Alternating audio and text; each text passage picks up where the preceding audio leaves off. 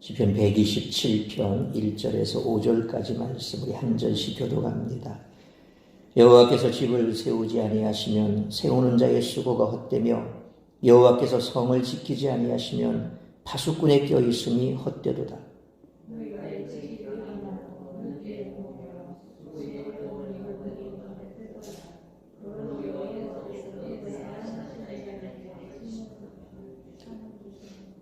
보라, 자식들은 여호와의 기업이요 태의 열매는 그의 상급이로다.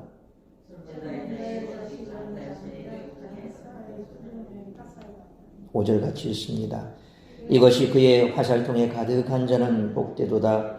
그들이 성문에서 그들의 원수와 담판할 때에 수치를 당하지 아니하리로다. 아멘. 기도하겠습니다. 살아계신 아버지 하나님, 은혜와 사랑을 감사합니다. 오늘도 하루 온종일 우리의 삶에 터전해서 최선을 다해 일하다가 정한 시간 주님 앞에 나와 예배합니다. 이 시간에도 우리의 육체의 피로를 주님께서 씻어주시고 말씀에 집중할 때에 은혜되는 시간 되게 하시고 그 말씀을 우리 가슴 속에 새기며 세상 가운데 나아가 말씀대로 지켜 준행하는 지혜로운 건축자의 삶을 살아갈 수 있도록 인도하여 주시옵소서. 이 모든 말씀 우리 주 예수 그리스도 이름으로 기도하옵나이다. 아멘. 계속해서 살펴보는 것처럼 127편 역시 지혜의 시편에 속합니다. 지혜의 격언을 중심으로 시편의 시상을 이어가는 형식이시죠. 그런 이유로 표제에서 이 시의 저작권을 솔로몬 임금에게로 돌리고 있습니다. 왜냐하면 솔로몬 임금은 당시 아버지 다윗이 세운 이스라엘 왕국의 기반을 다지며 이집트와 메소포타미아의 전례를 따라 지혜 문학 전통을 세웠고, 그리고 우리가 잘 아는 대로 지혜의 왕 그러면 누굽니까? 솔로몬이죠. 그래서 솔로몬이 이 지혜 시편의 저자다, 그렇게 솔로몬에게로 돌리고 있습니다. 그런데 가만히 생각해 보면 지혜 시편이라는 말 자체가 사실 서로 모순되기도 합니다. 고대 근동에서 지혜란 본디 세속의 삶의 바탕을 두고 있는 반면에 시편은 성전 제의를 전제로 하고 있기 때문이죠. 그래서 시편은 과거에 그 당시 쓰여져서 당시만 하더라도 제사에 쓰였던 음률이 있는 곡이거든요. 노래란 말이에요.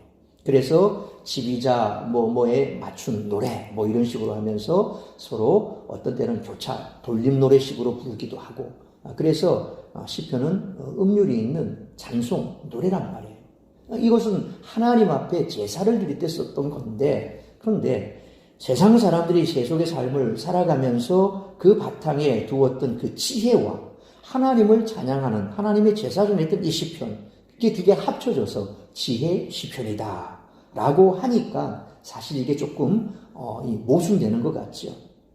한마디로 생성 배경과 삶의 자리가 다르다라는 겁니다. 그런데도 이 두 단어가 한데 묶인 것은 여호와께서 지혜로운 사람을 돌보시고 어리석은 사람을 부끄럽게 하신다는 그 지혜 전통이 경건하게 사는 의로운 사람과 악한 사람의 대조를 중요한 주제로 삼는 시편의 신학과 접촉점을 찾았기 때문일 것입니다. 사실 세상도 마찬가지지만 권선, 징, 악, 이것이 세상 사람들이 바라는 그런 정의로운 사회고, 또 역시 하나님도 그런 기준에서 사람들을 때로 부끄럽게도 하시고 돌보시기도 하시지만, 그러나 어쨌든 하나님의 백성이 바로 하나님께서 돌보시고 또 어리석은 사람을 부끄럽게 하는 이 지혜 전통과 맞물려서 그리고 하나님의 말씀을 주제로 삼는 이 신학과 같이 맞물려 이 지혜 시편이라고 그렇게 한데 묶어 놓은 겁니다. 127편은 내용을 보면 1절로 2절 그리고 3절로 5절이 사실 다른 얘기가 이렇게 나오고 있습니다. 1절로 2절이 건축과 노동에 초점을 맞추고 있다라고 한다면 3절로 5절은 풍성한 가족의 복을 강조하고 있죠. 그래서 서로 내용이 전혀 다른 그런 이 내용이 서로 맞물려 있다, 그래서 많은 이들이 생각하는 대로 이 두 부분은 원래 따로 전해져 있을 수도 있습니다. 그러나 이 두 지혜 문구가 한 시편에 어울리도록 하는 것은 2절과 4절에 나오는 히브리 말로 캔이라고 되어 있는데, 그러므로, 그래서 뭐 이렇게 이 단어로 서로 어울리게끔 되어 있다. 서로 다른 영역에 속하는 일상생활의 경험을 이 낱말이 여호와 중심의 삶이라는 주제와 이어주고 있기 때문에 사실은 따로 떨어져 있는 것을 묻고는 그런 시편은 아니라는 겁니다. 우리가 120편부터 쭉 계속해서 살펴본 이 순례 시편의 모음집에서 독자들은 피조 세계를 통해서 창조주이신 여호와 하나님의 임재를 느낄 수가 있습니다. 그러면서 자신이 피조물에 지나지 않음을 깨달을 수가 있다는 겁니다. 그런 경험을 바탕으로 삶을 되돌아보면 삶의 본질을 깨닫게 됩니다. 힘겹게 하루하루를 살아오면서 일만 중요하다고 여기지 않았는지, 일 때문에 정말 소중한 것을 놓치고 살지는 않았는지 되돌아보게 된다는 것이죠. 집 짓는 일, 성읍을 지키는 일, 매일 해야 하는 농사일만 생각하다 보니 조급해지고 또한 불안해지지는 않았는지 돌아볼 수 있다는 겁니다. 우리 마음의 평화를 빼앗아간 것이 그런 조급함과 불안은 아니었을까요? 그래서 바로 1절로 2절의 말씀과 3절로 5절의 말씀을 연결시킬 수 있는 그런 내용이 바로 여기에서 나오는 거지요. 여호와께서 함께 하시는 평화로운 삶이란 결국 일 자체보다는 그 일의 본질을 깨닫는 것에 달려 있다는 것이죠. 애써 집을 짓고 밤을 새워 성읍을 지키는 일 자체가 목적이 아닙니다. 그 안에 사는 사람을 위한 일이죠. 아침 일찍 나가서 저녁 늦게야 식탁으로 되돌아오며 노동하는 것도 결국 그 일을 통해 사람들에게 먹을 것을 주기 위함입니다. 이 본질을 깨닫지 못하고 일 자체에 함몰되어 버린다면 얼마나 부질없는 인생이 될까요? 더불어 3절로 5절에서는 가족관계의 본질을 찾아볼 수 있습니다. 부모가 자식을 볼 때, 또 자식들이 부모를 대할 때, 그리고 서로를 대할 때 누가 누구에게 소유권이나 독립권을 주장하기 십상이죠. 그래서 너는 내 자식이니까, 내가 낳은 자식이니까 내가 이렇게 해도 돼 라고 흔히들 부모님들 많이 생각하고 자녀의 미래를 부모의 관점에서 그렇게 좌지우지하려고 하죠. 그래서 대부분 부모들이 보면 자기가 하지 못했던, 이루지 못했던 그 꿈을 자녀에게 투영시켜버립니다. 그래서 조금이라도 그 자녀가 그와 같은 자기의 꿈과 맞물리는 부분이 있고 거기에 소절을 보이면 바로 그것이 얘 미래다라고 생각을 해버리고 그렇게 밀어붙여버리죠. 그러니까 또 자녀가 거기에 그대로 순종하면 다행인데 대부분 또 순종하고 나가다가도 어느 순간에 가서는 아니다라고 손사래를 치기도 하고, 혹은 또 뭐 그 반대되는 경우도 있습니다만, 어쨌든 간에 부모의 이루지 못한 꿈을 자녀에게 투영시켜서 그렇게 자녀를 밀어붙이는 그런 부모 자식, 결국 나중에는 다 그 관계가 어그러지기 마련입니다. 부모는 부모요, 자녀는 자녀입니다. 내 뜻대로 자녀를 할 수가 없고, 또 그 자녀가 그런 과정에 있어서 부모에게 더 이상 나를 타치하지 마라고 독립된 그런 개체로 반기를 들고 봉기를 일으키기도 어려운 거죠. 서로서로 그렇게 이 독립되었다거나 소유권을 주장하기가 어려운 것이 가족관계라는 겁니다. 하지만 올바른 사회생활이 일의 본질에 대한 올바른 생각에서 이루어지듯이 올바른 가족관계도 가족관계에 대한 올바른 생각에서 비롯된다는 겁니다. 그 올바른 생각은 몫이요 삭시라는 말에 담겨있는 뜻을 존중하는 것입니다. 표제에 솔로몬의 시라고 되어 있는데 127편은 다윗에게 주어진 언약이 사람의 능력이 아니라 오직 하나님에 의해 유지된다는 사실을 깨닫게 해줍니다. 또한 하나님을 의뢰하지 않고 사람의 능력을 의뢰하는 것이 얼마나 헛된 것인가를 오늘 본 시편을 통해서 우리가 깨닫게 됩니다. 따라서 이와 같은 오늘 본문의 말씀을 통해 우리들이 깨달아야 할 것은 첫째로 1절로 2절 말씀처럼 하나님께서 우리의 일상을 세우시고 지키신다는 것입니다. 1절로 2절에서는 집짓기와 초병의 경계와 농사일, 이 세 가지 비유를 우리가 만날 수 있습니다. 이 비유들은 일상의 삶을 상징한다고 봐야 할 것입니다. 사실 집을 짓는 것은 성읍을 세우기의 첫걸음이죠. 규모를 보나 뭘 보나 집과 성은 비교가 안 되지만 그러나 모든 그 본질은 같다는 겁니다. 성읍이 세워지면 그 성읍을 날마다 또 지켜야 됩니다. 또 햇볕이 뜨거워지기 전부터 일을 시작하고 해가 지고 나면 저녁 식탁에 앉을 정도로 열심히 농사를 지어야 먹고 살 수 있습니다. 고대 사회에서 이 세 가지, 집 짓는 것, 그리고 성을 지키는 것, 농사 짓는 것, 이 세 가지는 아마 가장 중요한 일상이었을 것입니다. 여기에서 순례자의 생각이 어디로 향하고 있는지를 우리는 주목해 봐야 됩니다.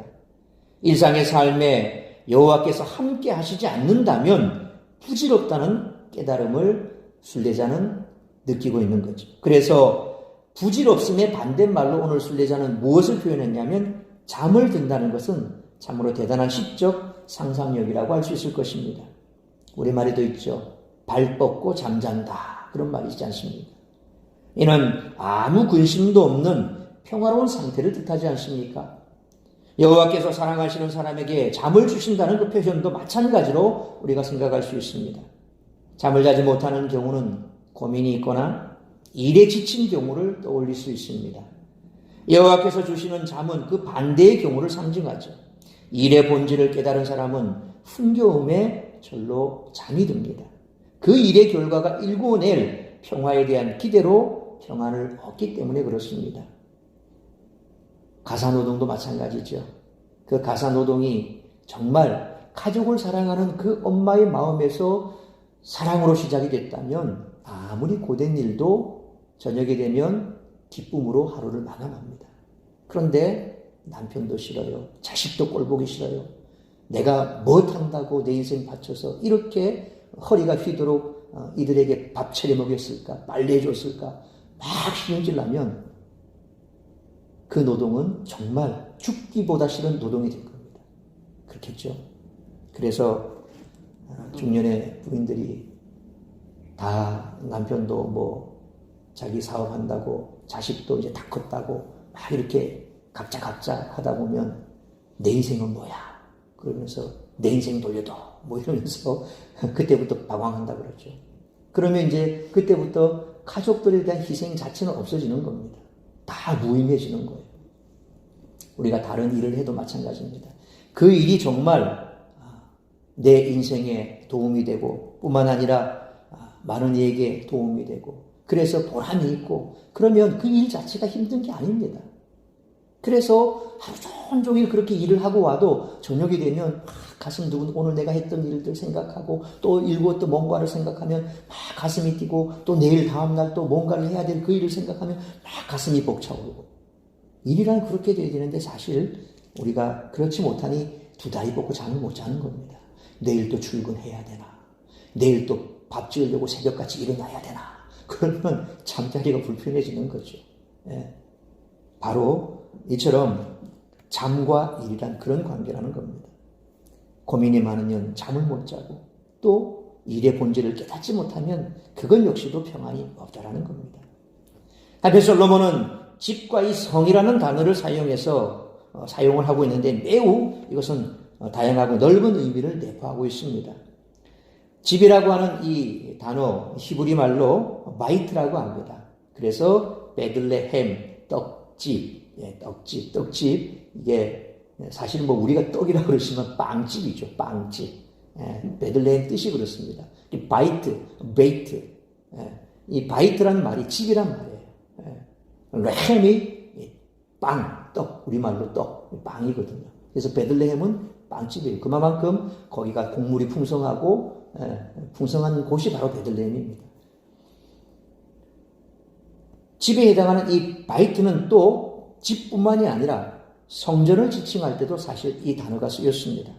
그리고 뿐만 아니라 우리도 그렇지 않습니까? 그 집안이라는 말을 하죠. 그 집안이 그랬을 때 그것은 가문을 뜻하기도 합니다.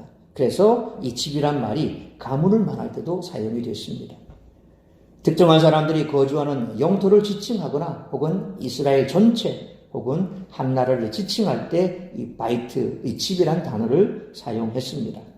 이 집이 어떤 것이든 여호와께서 세우지 않으시면 헛된 것일 수밖에 없다는 겁니다. 가문이나 왕조나 단체 혹은 국가 등을 세울 때도 하나님이 도우시지 않으면 헛될 수밖에 없는 것입니다. 1절 말씀처럼 일단 세워졌다 하더라도 그것을 지켜야 하는데 파수꾼이 밤잠을 자지 않고 지켜봐야 하나님이 도와주시지 않으면 소용이 없습니다. 그래서 솔로몬은 2절 말씀처럼 하나님의 사랑을 받는 자들은 편히 잠을 잘 수 있다라고 노래하면서 세상의 모든 일이 하나님의 섭리 안에 있음을 고백하고 있습니다. 솔로몬의 입장에서 집과 성은 1차적으로 예루살렘 성전과 성벽을 의미했을 것입니다. 다윗 왕조를 유지하는 것도 거룩한 성 예루살렘을 방비하고 보존하는 것도 하나님의 권능에 속한 것이라는 거죠. 이는 우리에게도 여전히 적용이 되는 진리입니다. 우리의 모든 계획이 아무리 그럴듯하고 아무리 밤잠을 자지 않고 노력해도 하나님의 도우심이 없이는 헛될 수밖에 없음을 인정한다면 우리는 세상 누구도 누리지 못하는 평화를 누릴 수가 있다는 겁니다. 그러므로 지금 가장 고민하고 있는 것이 무엇인지 살펴보고 우리의 일상을 세우시고 지키시는 하나님께 맡겨드리는 우리 모두가 되시기를 축원합니다. 두 번째로 3절로 5절 말씀처럼 하나님께서 가정과 교회와 국가를 이어가신다는 것입니다. 3절로 5절 말씀은 이제 자식들에 관한 얘기입니다. 여기 히브리 말로 보니까 마님이라고 되어 있습니다. 다른 말로 하면 원래 벤이라는 말이 히브리 말 벤이라는 말이 아들이거든요. 그래서 이스라엘 사람들 이름 가운데 벤이라는 말이 붙으면 누구 아들이라는 말이에요. 예, 뭐 영어로 치면 누구 주니어, 누구 이렇게 나가듯이 무슨 2세, 3세 이렇게 나가듯이 이 벤이 붙으면 아들이라는 말이거든요. 이게 복수형 바님이라고 되어 있습니다. 그러니까 자식들, 아들들에 관한 얘기입니다. 1절로 2절이 사회생활의 본질을 되새겼다라고 한다면 여기에서는 자식들의 얘기를 통해서 가정생활의 본질을 얘기하는 것이다. 그렇게 생각하면 됩니다. 본문에서는 여호와께서 주신 자식들을 세 가지로 비유하고 있습니다. 첫째로 나할라라고 하는 히브리 말로 되어 있는데 이 나할라라고 하는 히브리 말을 번역하자면 목, 그리고 구약의 여호수아에서 보면 이스라엘 백성들을 지파별로 땅을 나눠줬죠. 예, 거기에서 나온 말처럼 분깃이라는 그런 뜻을 갖고 있습니다. 그래서 이 낱말은 원래 하나님이 이스라엘 백성에게 주신 땅을 가리키는데 쓰였던 단어가 이 나할라라고 하는 단어입니다. 땅은 하나님이 주신 선물로 그 소유권이 하나님께 있습니다. 그래서 이스라엘 땅은 이스라엘 사람들의 것이 아니라 하나님의 것입니다. 그래서 그들이 70년이 되면 다 돌려줘야 돼요. 네. 그리고 다시 그 속에서 빚졌던 사람들도 다 그 탕감받고 원상태로 되는 거예요. 그리고 절대로 땅을 사고 팔 수가 없어요. 왜? 소유권이 하나님 앞에 있기 때문에. 이스라엘의 토지 개념은 그런 거예요.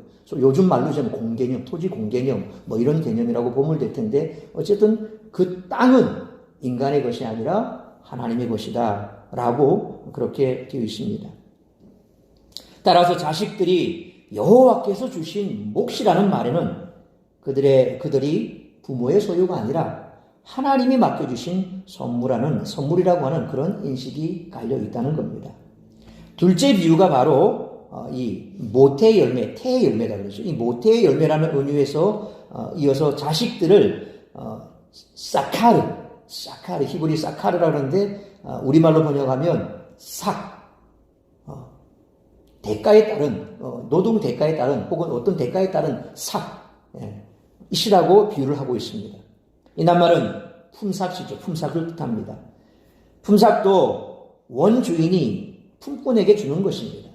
그러므로 자식들이 품삯이라는 말에도 자식들에 대한 소유권이 부모에게 없다는 뜻이 바로 여기에 담겨 있다는 겁니다. 세 번째 비유는 전쟁터의 장수가 손에 쥐고 있는 화살입니다.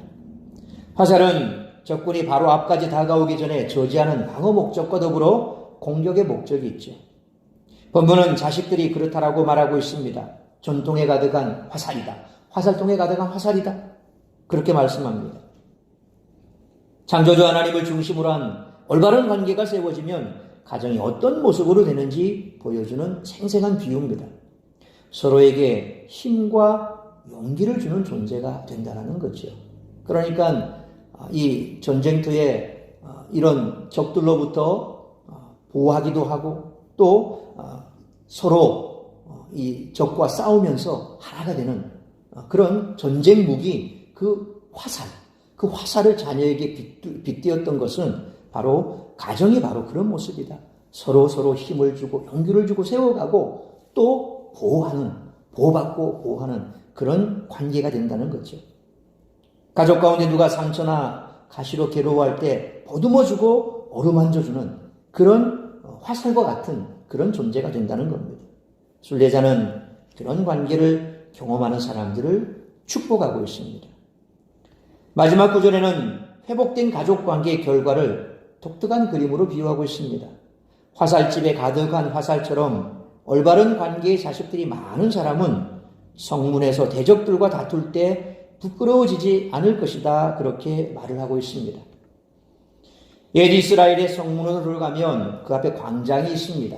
그래서 이 에스라서도 보면 수문 앞 광장에 모여서 거기에서 이 부흥회를 열지 않습니까? 그러니까 문을 들어가면 그 광장이 있는 거예요. 예. 옛 이스라엘의 성이 바로 그런 겁니다. 우리네도 보면 동네에 딱 들어가면 바로 뭐가 있습니까? 장터가 있어요. 장터. 그래서 그것을 지나가야 되는 장터가 있습니다. 그 장터는 뭡니까? 많은 사람들이 모여서 교제하기도 하고 혹은 사업이나 정치 모임을 가지기도 하는 곳입니다. 하지만 성문 앞 광장에서는 무엇보다도 분쟁을 다루는 재판이 이루어졌다는 겁니다. 네, 재판이. 본문은 아마도 이런 재판의 상황을 빗대서 말하는 듯 합니다. 아버지가 소송을 당할 때 패소하지 않도록 자식들이 나서서 서로 변호해주는 모습을 순례자는 온전한 가족관계의 표상으로 들고 있습니다. 한편으로 솔로몬은 왕으로서 이스라엘이 더 부강해지기를 바랐을 것입니다. 백성들이 번성해 인구가 늘어나기를 바랐을 것입니다. 왕조의 경우에는 특히 아들이 태어나느냐 아니냐에 매우 중요한 문제가 있죠. 그래서 솔로몬은 4절 5절 말씀처럼 자녀를 수중의 화살에 비유하며 화살이 화살통에 가득한 사람, 곧 많은 자녀가 있는 집안이나 나라가 복되다 그렇게 노래한 것입니다. 그리고 3절 말씀처럼 이 역시 하나님이 허락하신 기업이요 상급이라고 고백합니다. 앞서 설명드린 것처럼 이건 관계에 있어서 누가 주도권을 주고 누가 그렇지 않고 그 관계 자체가 인간에 소유된 것이 아니라 누구에게 있다고요? 하나님한테 있다. 땅이 그렇듯이 자식 역시도 그 주권이 하나님께 있다. 그 자식은 하나님께서 주신 선물이다. 그런 관계를 계속해서 아까 말씀드린 대로 이 몫이란 단어와 삭시란 단어를 통해서 그렇게 표현하고 있다는 거죠. 창세기 1장 28절 말씀처럼 이스라엘이 생육하고 번성하여 땅에 충만한 것 역시 하나님의 은혜가 아니면 안 된다는 사실을 정확히 지적한 것입니다. 그렇습니다. 하나님께서 복을 주셔야 풍성해지는 겁니다. 가축도 풍성해지고 혹은 하나님께서 주신 그 모든 것들이 풍성해지는 것은 하나님이 주셔야 된다. 최근 우리나라의 저조한 출산율 문제 때문에 많이들 걱정을 하고 있습니다. 결국 가문이든 왕조든 나라든 교회든 새로운 구성원들이 채워지지 않으면 쇠락하고 망할 수밖에 없다는 것은 당연한 것이죠. 교회도 복음을 전하고 자녀들에게 신앙을 교육하는 등 교회 지경을 넓혀가기 위해서 이런 모양 저런 모양으로 애를 씁니다. 그러나 이는 결코 인간의 방법으로 가능하지 않다는 것입니다. 교회 가운데 새로운 구성원이 생기며 교회 영향력이 커져가는 것 역시 하나님의 주권 아래 있음을 인정해야 한다는 겁니다. 아무리 인간적인 방법으로 요즘 교회를 기업 경영하듯이 그렇게 경영적인 마인드로 접근을 해서 어떻게 하면 교회를 잘 부흥시킬 수 있을까라고 그렇게 많이 접근을 하지만 실상 그것도 하나의 방편이지만 그건 결론적으로 올바른 방법은 아니라는 겁니다. 하나님 앞에 우리가 하나님이 기뻐하는 방법대로 간다면 하나님께서 하나님의 주권대로 부흥을 주신다라는 거죠. 그러므로 하나님께서 가정과 교회와 국가를 이어가심으로 우리가 해야 할 일을 최선을 다해서 감당하되 하나님의 도구로서 하나님이 원하시는 방법으로 먼저 기도하고 이를 감당하는 우리 모두가 되시기를 축원합니다. 사랑하는 성도 여러분, 우리가 세상에서 어떤 일을 감당하든지 모든 것은 하나님의 주권에 달려있음을 인정하는 믿음을 가져야 할 줄로 믿습니다. 아무리 애를 쓰고 오늘 1절로 2절 말씀하신 것처럼 우리가 사회생활을 하고 일을 할 때에도 그 일이 내 뜻대로 내 마음대로 안 되는 것, 그것을 우리가 인정할 수 있어야 됩니다. 하나님께서 함께하지 않으면, 그래서 아무리 인간이 지혜를 짜내고 아무리 계획을 써도 하나님께서 그 길을 인도하시지 않으면 안 된다라고 분명히 솔로몬이 얘기했고 자문이 얘기하고 있지 않습니까? 결국 그 가정일이든 혹은 사회일이든 무슨 일이든 하나님께서 함께 하셔야 한다는 겁니다. 가정과 일터에서, 학업과 사회에서, 그리고 교회 부흥을 위한 모든 활동에서 먼저 하나님께 기도하고 하나님과 친밀한 관계를 회복하며 하나님이 주인이시라는 사실을 인정해야 한다는 것입니다. 우리가 감당해야 할 모든 일을 먼저 주님께 의뢰하고 하루를 힘차게 시작하며 또 우리의 삶을 주님께 맡겨드릴 수 있는 우리 모두가 되시기를 주님의 이름으로 축원합니다. 기도하겠습니다. 거룩하신 아버지 하나님, 은혜와 사랑을 감사합니다. 오늘 주신 시편의 말씀처럼 때로 우리는 과도하게 계획을 세우고 그 계획을 성취하기 위해서 때로 일로 인해서 우리의 삶이, 우리의 가정이, 우리의 교회가 소홀해질 때가 있습니다.